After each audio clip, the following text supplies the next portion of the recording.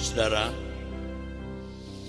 kita bukan hanya percaya Allah itu hidup, dan kita benar-benar memperlakukan Dia sebagai pribadi yang hidup dengan memplot waktu kita secara khusus untuk menghadap Tuhan.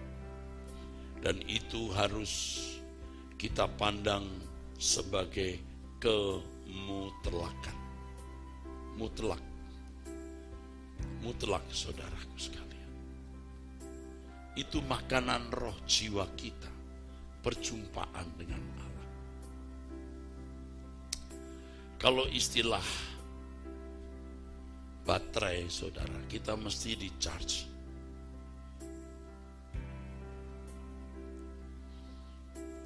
Khusus hamba-hamba Tuhan, kapasitas pelayanan yang besar harus diimbangi dengan duduk diam di kaki Tuhan berlama-lama, supaya arus yang masuk itu besar. Semakin kita punya visi besar menjangkau daerah-daerah yang jauh, bahkan dunia, visi-visi besar saudara, tentu dengan resiko besar, itu membutuhkan kapasitas daya yang tinggi.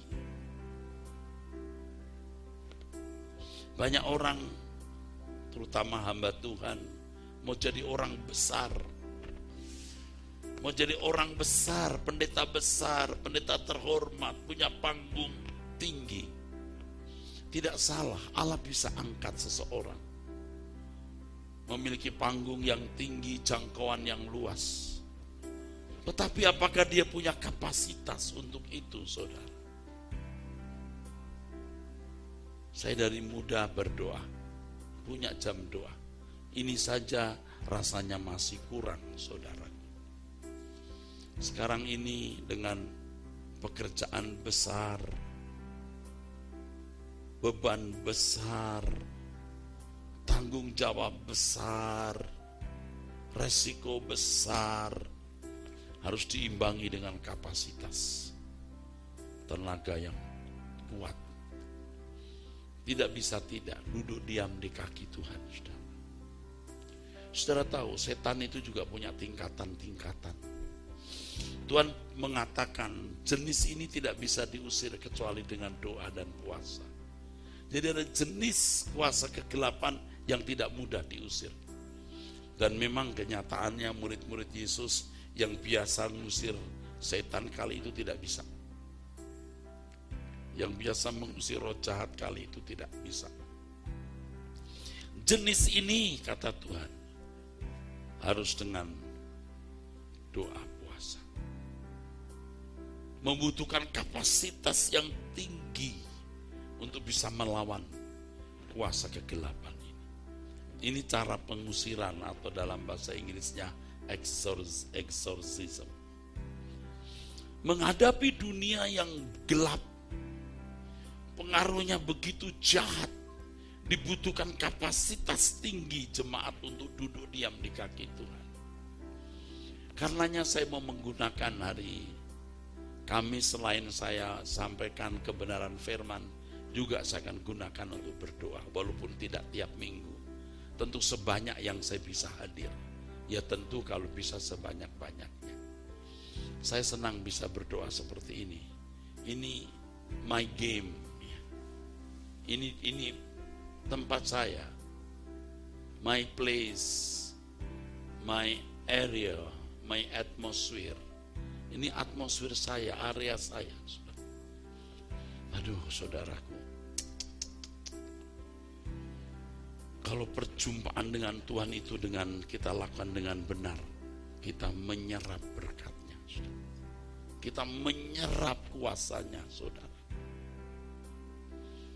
Tentu saudara jarang mengalami, ya. Saya mengalami bagaimana saya mengusir roh-roh jahat yang kadang-kadang sulit diusir. Kalau kita hidup dalam persekutuan dengan Tuhan, dalam doa, kita punya daya ilahi, kuasa ilahi itu kuat. kita berasa, saudara, kuat, kita berasa. Tapi kalau hidup kita tidak bersih, tidak banyak berdoa, kita juga rasa daya kita lemah. Puji Tuhan ya, Tuhan tidak mempermalukan kita. Pasti setannya terusir, tapi bisa lama. Ya, tidak selalu lama berarti kita ini tidak kondisi prima. Belum tentu juga. Tapi kita berasa bahwa ini berat. Makanya kapasitas kita harus besar, saudara. Menghadapi masalah-masalah yang besar, yang beresiko karena pelayanan kita juga besar. Perlu daya yang kuat. Saya kira ibu-ibu juga punya persoalan, bapak-bapak juga punya persoalan yang besar-besar dan berat-berat. Dibutuhkan kapasitas yang besar, saudara, untuk menghadapi itu. Jadi plot waktu yang saudara sediakan, prioritaskan waktu itu. Kita harus pandang itu prime time kita. Prime time kita bukan pada waktu kita makan, waktu kita ngopi, jalan-jalan dan lain-lain. Prime time kita ketika kita memiliki waktu khusus berjumpa dengan Tuhan. Dan perjumpaan dengan Allah di prime time kita, di waktu yang kita plot itu nanti akan berlanjut di sepanjang menit-menit berikutnya setelah kita selesai berdoa.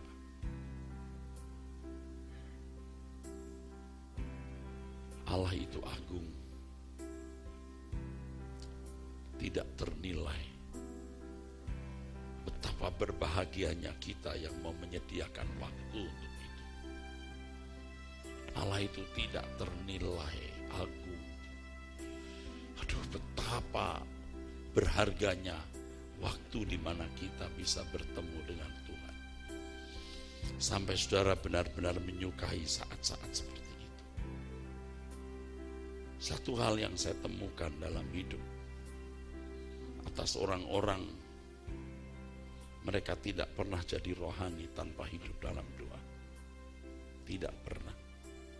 Mau punya ilmu setinggi langit, mau punya gelar setinggi apapun, tidak pernah rohani kalau tidak berdoa. Mau setinggi langit ilmunya, tidak akan sanggup menghadapi kuasa kegelapan. Tidak akan sanggup menjaga kesucian batin. Tidak akan sanggup menghadapi pengaruh materialisme, pengaruh dunia sekitar. Hanya ketika kita duduk diam di kaki Tuhan, saudara. Saudara bisa membuktikan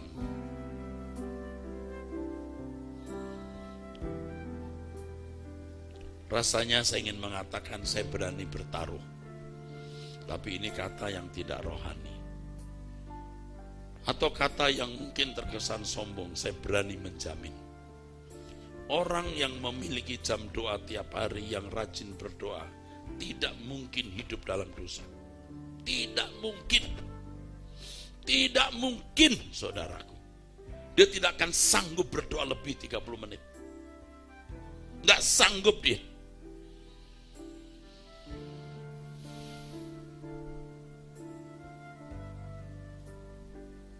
Sakit jiwanya nanti, bisa gila dia menghadapi kekudusan Allah. Tidak mungkin, saudara, tidak mungkin. Kalaupun dia bertahan beberapa waktu, pasti luruh, rontok dosa itu, pasti.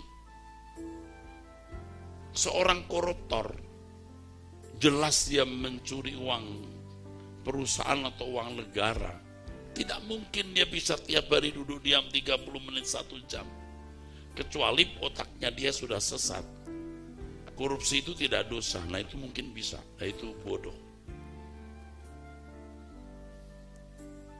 Tidak mungkin orang yang mengupayakan kejahatan, celaka orang lain lalu bisa doa 30 menit 1 jam tiap hari.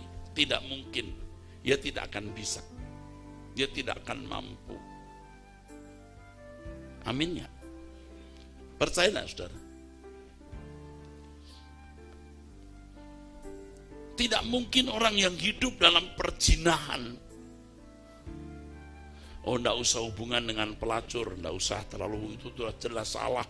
Atau melakukan hubungan seks dengan orang yang bukan pasangannya, itu terlalu kotor.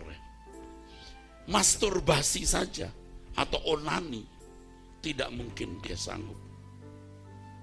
Masih masturbasi, masih onani, lalu dia berdoa 30 menit, tersiksa jiwanya.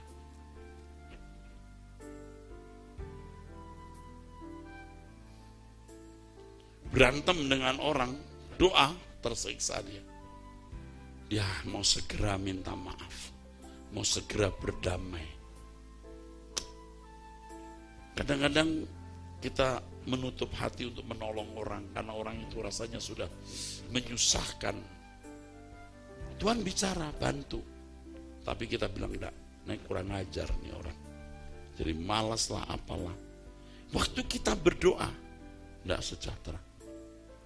Kita ambil handphone, kita transfer dulu. Setelah transfer baru bisa berdoa. Paham gak saudara? Atau kita minta maaf, so sorry. Saya kira tadi saya tidak sopan, aku minta maaf. Baru bisa. Jadi kehidupan dalam doa itu pasti akan mendorong seseorang hidup dalam kekudusan. Masalahnya doa itu berat. Orang bisa baca buku, bisa belajar di perpustakaan, menyusun skripsi, tesis, atau karya ilmiah. 1 hari dari pagi sampai malam bisa, doa 30 menit belum tuh sanggup dia. Itu masalahnya. Masalahnya berdoa itu bukan pekerjaan mudah, saudara. Yang bisa melewati perasaan jenuh, boring, itu orang-orang yang hebat, pahlawan-pahlawan doa yang hebat. Tidak bisa sebentar. Banyak orang tidak bisa doa lama. Tapi kalau sudah melewati masa boring, masa jenuh, dia tidak bisa doa sebentar. Tidak bisa. Katakan amin. Katakan amin. Ini benar, saudara.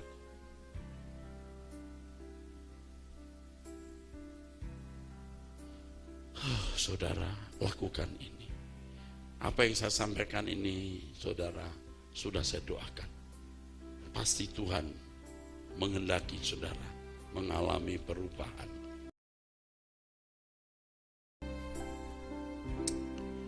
Tuhan tidak mungkin tidak menjawab. Jadi kalau saudara punya pertanyaan, pergumulan hidup, saudara bisa punya konselor, mentor, yaitu pendeta-pendeta atau hamba-hamba Tuhan. Tetapi sering, saudara, atau tidak jarang, saudara, apa yang mereka katakan tidak memuaskan hati saudara. Kok masih kurang? Dan Tuhan bisa mengizinkan itu. Gundah hatimu tidak terjawab, pertanyaanmu tidak terjawab. Dan Tuhan mengizinkan atau membiarkan keadaan itu. Saudara berkata dalam hati,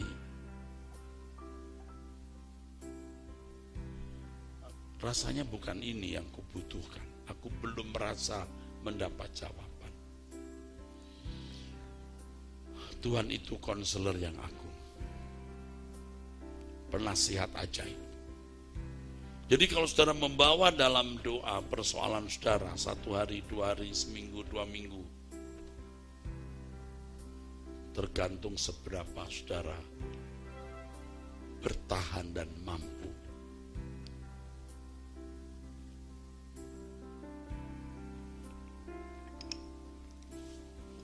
Suatu saat pasti Tuhan menjawab.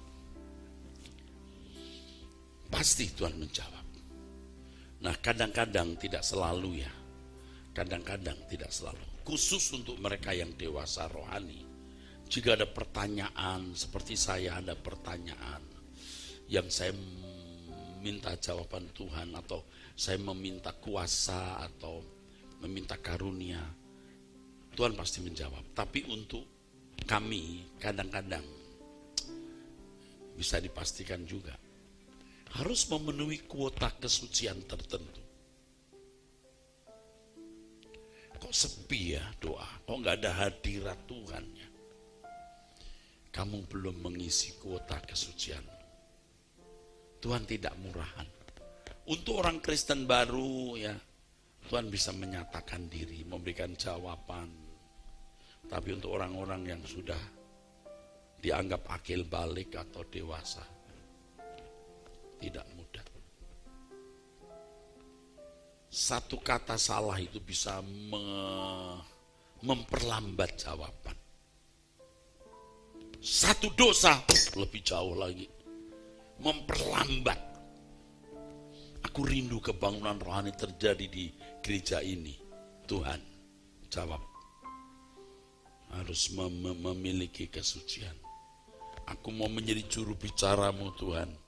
Urapi pemberitaan firman yang kusampaikan. Aku masih belum puas dengan pengurapan yang kuterima. Penuhi kuotanya.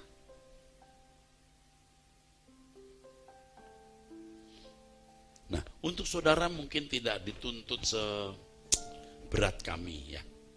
Tapi saudara pasti kalau bertanya Tuhan akan menjawab. Terus. Baru saudara, ya, oh begitu ya. Nah itu saudara. Dan waktu itu saudara mulai akan mendengar suara Tuhan. Mulai mendengar suara Tuhan. Dulu saya khotbah, pasti persiapan. Persiapan, lihat bahasa aslinya, bukan salah. Itu mesti harus masih dilakukan. Waktu kita membaca Alkitab maksudnya apa ya? Coba lihat bahasa aslinya. Itu pun Roh Kudus yang pimpin. Roh Kudus bisa bicara begini. Coba kamu buka di ayat itu. Coba kamu buka di Korintus ada kata ini. Itu ada suara di sini. Dulu tidak. Sekarang mulai lebih sering. Bahkan waktu kita mau ke mimbar, kita sudah persiapan khutbah. Roh Kudus bicara. Saya akan beritahu kamu waktu kamu di mimbar. Jangan pikir, jangan kau persiapkan sekarang. Tapi itu tentu tidak semua sudah sampai level ini. Jangan kalau belum waktunya. Itu bisa kita dengar suara Tuhan. Bicara ini, bicara itu. Wah, luar biasa saudara. Karena Allah itu hidup. Dan firman Tuhan mengatakan Roh Kudus menuntun kita kepada seluruh kebenaran. Di acara Anda bertanya kitab menjawab itu ya, Abam itu. Sebelum mulai, saya selalu dengan kru yang ada semua. Ayo kita doa. Tuhan minta hikmat, beri marifat, baru mulai, amin. Dan saya tidak pernah atau jarang sekali membaca lebih dulu. Biasanya tidak. Langsung spontan saya baca baru saat itu. Dan saya merasa saat-saat Tuhan bicara. Nah, saudara bisa mendengar suara Tuhan. Lewati masa boring, masa jenuh. Sampai saudara yang tadinya tidak bisa doa lama. Sampai tidak bisa doa cepat. Anda gumuli terus. Anda akan mendengar suara Tuhan. Terbiasa nanti saudara. Terbiasa. Anda tahu seperti orang olahraga. Kalau tidak olahraga itu rasanya gak enak badan. Kalau dulu olahraga sebentar, aduh pengen cepat berhenti. Nanti saudara bisa menikmati. Maunya lebih lama. Katakan amin. Doa pun juga begitu.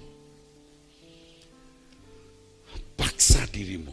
Justru pada waktu saudara tidak ingin berdoa, paksa dirimu berdoa. Pada waktu Anda tidak ingin berdoa, justru paksa dirimu berdoa. Tuhan akan memberikan saudara jawaban. Kalau saudara membaca apa yang ditulis Alkitab di Kisah, di 1 Samuel pasal 1, ya, saudaraku. Ini mengenai Hana, ya, yang punya anak Samuel. Ya. Seorang laki-laki yang namanya Elkana, ya, dia memiliki istri 2.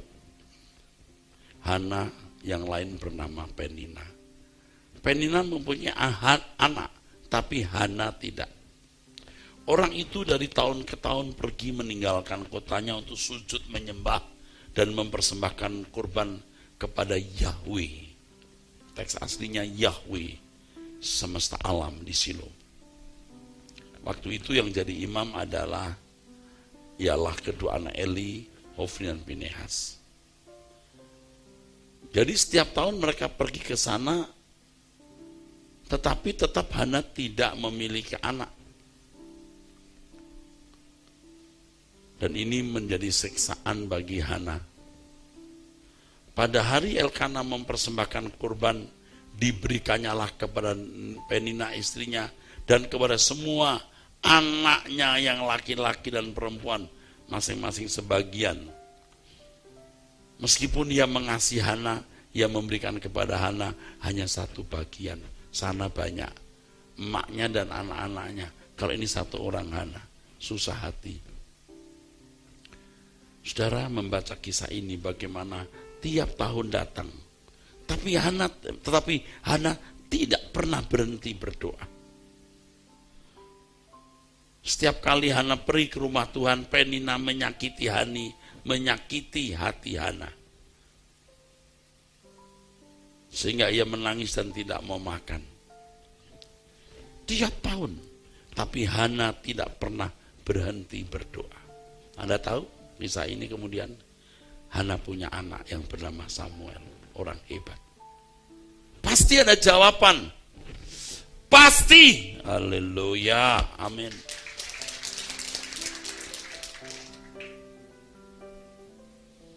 Saya menyampaikan khotbah ini kepada saudara, saya sendiri dikuatkan loh. Ada hal-hal yang tidak terpecahkan dalam hidup saya. Tapi saya tidak akan pernah berhenti berdoa. Saya akan selalu duduk diam di hadirat Tuhan. Pasti ada jawabannya. Pasti. Karena Allah tidak mungkin tidak menjawab. Kita harus menemukan tempat kita di hadirat Allah, saudara. Ciri orang yang telah menemukan tempat di hadirat Allah adalah orang yang menyukai jam doanya. Orang yang menyukai jam doanya. Orang yang telah menemukan tempat di hadirat Allah, saudaraku, memiliki kebahagiaan yang tidak bisa diungkapkan kepada orang lain. Keindahan dunia menjadi pudar di matanya. Orang yang berdoa dengan benar dan sungguh-sungguh berdoa dengan benar, memiliki jam ada di hadirat Allah, tidak mungkin terikat dengan dosa materialisme. Ia akan berkata, cukup bagiku, Tuhan cukup bagiku.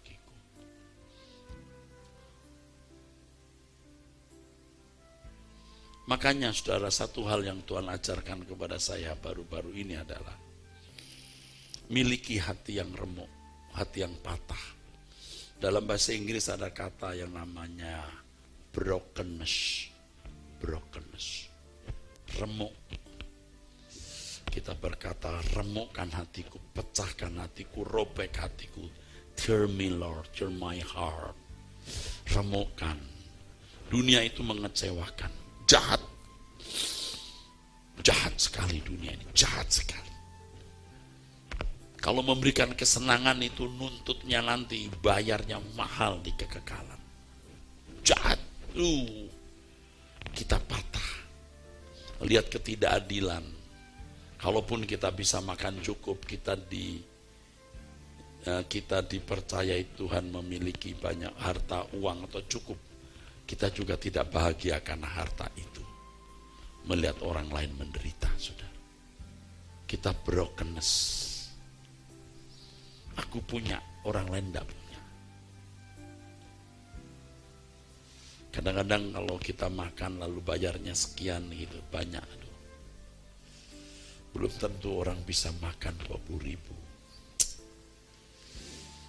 Kita bisa beli steak mahal, aduh kadang-kadang, diam tapi saya menyimpan. Brokenness, Tuhan, dunia ini rusak, jahat. Banyak orang susah, banyak orang miskin. Bagaimana aku bisa membawa mereka ke surga Tuhan? Dan banyak juga saudara yang dalam keadaan susah. Waktu di hadirat Tuhan itulah kita menemukan tempat kebahagiaan, pelabuhan, dan kita ingin orang lain bisa mengalami ini, saudara. Dan orang yang menemukan tempat di hadirat Tuhan seperti ini tidak takut mati. Pasti tidak takut mati. Dia sudah mendapat tempat di hadirat Allah.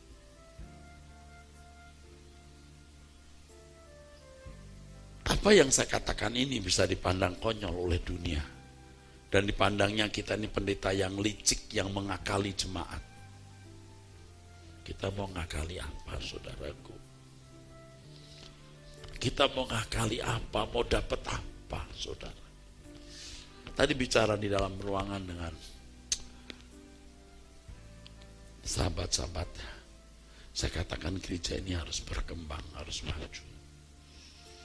Harus banyak jiwa dibawa ke Tuhan, saudara.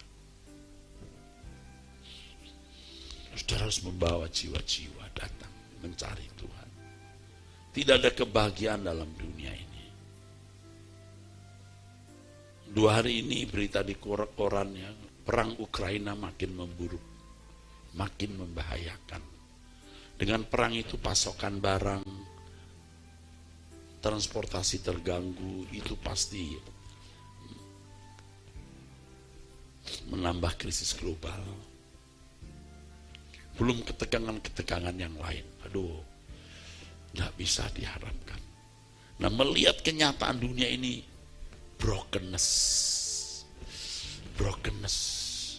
Maka saya semangat itu membimbing mahasiswa STTE untuk menjadi perwira-perwira tinggi ke depan.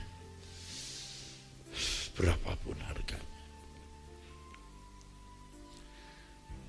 Kita bicara bukan karena mau meliciki saudara.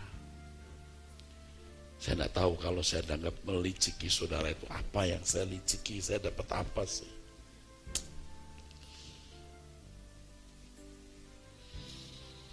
Kita sudah lewat, saudara, kedudukan sudah lewat. Uang juga sudah lewat, saudara. Kita mau benar-benar memiliki tempat di hadirat Allah.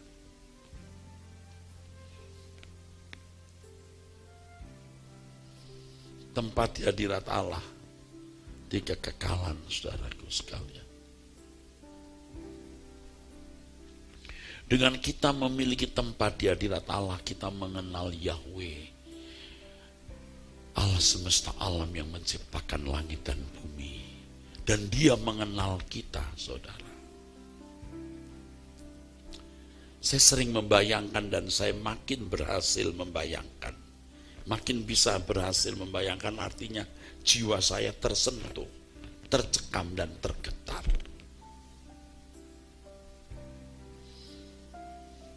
Kalau nanti di kekekalan orang sampai ditolak oleh Tuhan, itu mengerikan. Itu saya berhasil merenungkan. Wah, betapa mengerikan kalau sampai, betapa mengerikan kalau sampai orang ditolak Allah. Tapi betapa berbahagianya kalau Tuhan mengenal kita dan kita diperkenan masuk kerajaannya.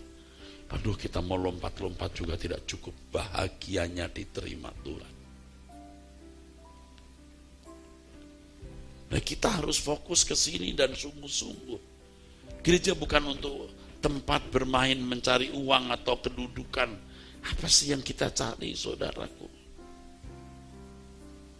Dulu saya pikir ya, saya mau kebaktian hanya satu tempat, banyak waktu untuk beristirahat, ada makin tua. Tapi sekarang tidak bisa lagi. Saya harus datang ke Gajah Mada, Pluit, Kebonjeruk. Selain tentu di Arta Gading, sekarang Kamis harus di sini. Kita pikir ada Mandarin Night nanti gimana, bisa bikin acara apa lagi supaya jemaat di sini bisa onsite dan merasakan hadirat Allah. Tapi nggak masalah, saya sangat kuat dalam hal ini. Bukan satu yang meletihkan. Saya punya rumah tidak jauh dari sini, saya sampai ke sini, sampai di sini siapin minum Marianto, saya bisa minum, enak banget nih. tehnya, saya duduk manis, terus saya ngomong nunggu, nggak capek. Di rumah juga saya berdoa seperti ini kok. Supaya setiap saudara dientaskan, saudara. Dan saya mengerti bahwa wilayah kota ini ya saudaraku banyak yang hidupnya susah. Saya berkata kepada Pak Apo, kita membutuhkan mujizat, artinya Tuhan pasti buka jalan. Kalau cuma uang kolektor saudara, tidak cukup buat bayar 2 lantai ini. Itu yang milik ketegangan gembala saudara ini. Saya gembala senior, tapi gembala ini bertanggung jawab. Aduh, pasti buka jalan Pak Apo, pasti. Bukan mau ngomong diulang ya, tapi saudara tahu bahwa saya tidak akan terima persembahan. Sebanyak apapun saya khotbah di sini. Itu mas sudah jelas petanya bahwa memang tidak ada akal-akalan saya untuk dapat apa sih. Biar dipuji, ya saya di Arta Gading sudah sekian ribu orang, ngapain saya mesti ke sini? Tapi karena saya mengasihi saudara, dan memang Tuhan sudah menempatkan gereja ini di daerah kota ini, dan saya yang bikin gara-gara. Saya yang bertanggung jawab loh. Dulu pada waktu kita keluar dari Roxy, itu mau ditutup sebenarnya, betul nggak Pak? Semua ke Arta Gading. Saya masih nyari-nyari tempat ini. Kita lagi makan di bawah sama istri saya. Lalu di situ ada, kalau ada tulisan begini, ada tempat kantor kecil. Jika ada masalah, hubungi manajemen. Nah, saya tanya di situ, siapa manajemennya? Saya tunggu di situ. Yang jaga ada ibu-ibu sama anaknya orang Jawa. Enci datang, Ibu Kesia. Nah, Bu, ada tempatnya di sini. Pertama ditunjukkan di lantai dasar itu. Oh, nggak cukup, saya bilang. Harus luas. Kita tunjukkan sini. Kita pernah pergi ke atas yang bekas apa, Pak? Bekas apa? Pub, diskotik. Sana ya, Bu Tamara ya. Kita di atas. Kita rame-rame, gelap. Itu kan sudah mulai gelap malam ya. Oh, nggak ada orang lempar batu. Betul nggak Pak? 2. Di tempat begini bisa lempar batu. Itu banyak setannya, maaf ya. Dia dengar saya ngomong, tapi jangan macam-macam sama kita ya. Malaikat-malaikat banyak di sini. 2. Kita iseng juga ambil batu. 2 gantian. Kita mampir di tempat itu, luas, bagus. Mampir. Mahal, tapi waktu itu kita maselon berapapun, akhirnya kita pilih tempat ini 2 lantai supaya remaja sekolah minggu juga punya tempat. Kita sudah ke lantai sana itu yang luas bagus itu saudara, yang malam-malam ya agak malam sudah sore menjelang malam itu gelap tapi tempatnya bisa loh orang pakai batu gitu, betul nggak Pak? Nggak mungkin itu cuma ini itu bener bukan tikus lewat 2 gitu, aduh ganti orang kita ambil batu 2, itu kan berantakan tempatnya. Tapi saya diam saja, saya nggak ikut-ikutan lempar batu. Masuk gembalanya nakal, saya bilang udah ayo kita keluar udah. Dan saya juga tidak mau mengadakan pengusiran, tidak perlu. Tapi kalau di sini ada macam-macam tentu saya usir. Ini bulan ini Ghostbuster. Nah, usaha saya, beliau juga bisa. Jadi tetaplah kita di gereja ini saudara. Ya, amin. Dukunglah keuangannya ya. Keuangan juga tidak dijadikan rumah atau mobil Pak Apo, semua dipersembahkan ya untuk sewa gedung ini. Kita mesti menjangkau ibu-ibu encim-encim atau bapak-bapak ibu yang di daerah kota yang tidak bisa jauh ke Kelapa Gading atau ke tempat lain. Kita tetap ada di sini. Saya sayang saudara tulus. Amin.